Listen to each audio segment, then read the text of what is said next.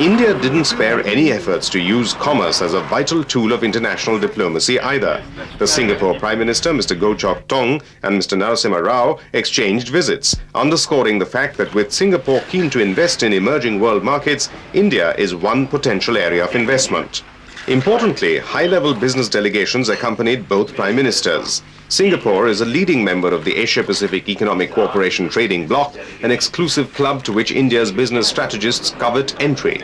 Mr. Rao's visit was an attempt to get Singapore's support to fulfill this ambition. A high-level British Concorde delegation led by the Trade Minister, Mr. Richard Needham, came visiting too in November to further encourage possibilities of increasing trade ties between the two countries.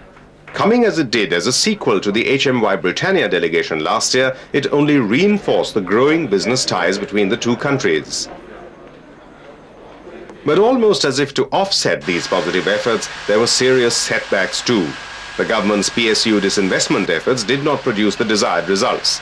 Among the companies whose shares were on offer, only those of the Oil and Natural Gas Corporation Limited, ONGC, and the Indian Oil Corporation, IOC, found favor with the investors. The panic created by the plague in Surat in Gujarat and adjoining areas adversely hit exports as well as tourist arrivals into the country. Many foreign airlines, especially from the Gulf states, cancelled flights to and from India, and exports of meat, rice and other commodities to the Middle East countries came to a halt. Cancellation of tour groups started filtering in as the Tourism Ministry officials launched a counter-propaganda drive to reassure visitors that none of the major tourist circuits were plague affected. The Action Taken report on the securities scam created a furore in Parliament before claiming 2 prize victims in the last week of the year: former Health Minister Mr. B. Shankaranand and Minister of State Mr. Rameshwar Thakur. Another scandal to hit the headlines was the sugar muddle, caused due to the shortage of sugar in the domestic market.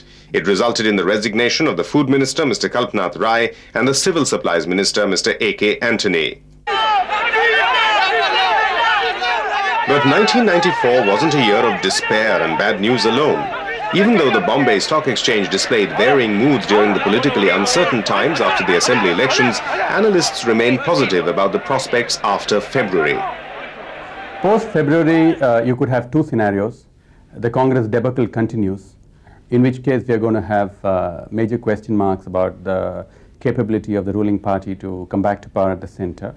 But even then, I don't see a major fall beyond these levels because the fundamentals of the market are so good.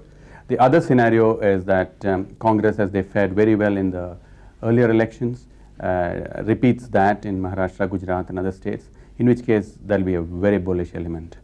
The yardstick of economic progress, industrial growth and forex reserves position was admirable. A Confederation of Indian Industry CII survey showed that most sectors of Indian industry are out of recession. It was also projected that the fiscal year 1994-95 would end with a growth rate of around 8%. The forex reserves position improved to 570 billion rupees on $19.4 billion.